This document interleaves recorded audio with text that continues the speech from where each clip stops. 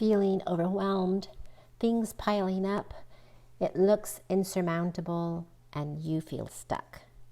This is a scenario that I witnessed throughout the semester with many of my students.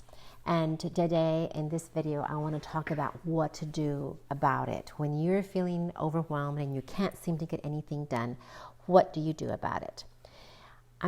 This is Ruth Bomar, your online academic coach. Let's get started. I'm going to share today a situation where a student was facing maybe 3 or 4 more days before the end of the semester. Some of her courses had been completed. Some of her courses she still needed to complete. She had assignments, essays, and finals yet to complete. And she was feeling overwhelmed and stuck. And what do? Well, it turns out that one of the big reasons she was feeling overwhelmed was because she thought she had failed one of her courses. So with the feeling of failure, there's this huge sense of defeat and a sense of hopelessness, kind of like, why bother? I've already failed. Nothing I do will make a difference. So what do you do? What do you do when you feel that way? Well, this is what we did. We rolled up our sleeves and let's get busy. We created a chart to map out reality. So on one column, we made a list of all of the courses. The next column was the current status of each course. Some of the courses were complete, so she already knew her grade. Some of the courses, she had a current average. And then the next column were things that still needed to be turned in. Essays, assignments, homework, quizzes, exams. And then the next column was what was her goal for that class? What did she want to earn for the semester? And the final column was what do you need to earn in the final in order to reach your semester goal?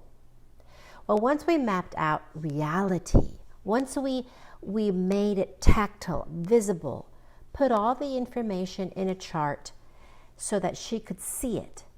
It became visible, it became tactile, multi-sensory. Remember, the only way into your brain is through your senses. So once we wrote it out, where she actually wrote down, what have I achieved in each course? What's my current grade? What did I make in my last exam? What have I completed in each course? That's reality. Turns out of her 5 courses, she was on track to earn 2 A's, 1 B, and 1 C for the semester. So her reality was that out of 5 courses, she was doing well in 4 of them. Now, one of them was the one she thought she was going to fail. So we did a deep dive, looked at that course, looked at the assignments, looked at the grades, looked at the grade book. Turns out it was an unknown. There wasn't enough information in the grade book to determine whether she was going to pass or fail. The professor simply hadn't entered all the grades yet. There were some other factors involved in that course also, but it was simply an unknown. We didn't know if she was going to pass or fail. So what do you do in case of an unknown? Well, you explore possibilities. So if you pass, what then? If you fail, what then? So we went down those 2 possible scenarios. Pass, what then? Fail, what then? And it turns out that there are very specific actions to be taken if she fails.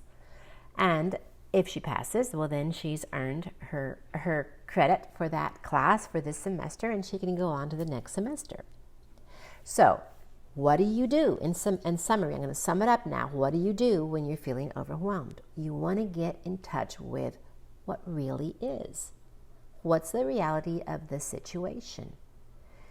And what I propose to you is that I think it might be better than you think. Now, if you are in a situation where it is an unknown and you explore the possibilities, at least knowing what to do, at least having a tentative plan or a working plan in case of if this, then that, if this, then that. Having a working plan for possible scenarios helps you feel like you're in control and that you're not hopeless or helpless. Your car isn't careening out of control. This is Ruth Bomar, your online academic coach. It's not as bad as you think. We'll talk soon.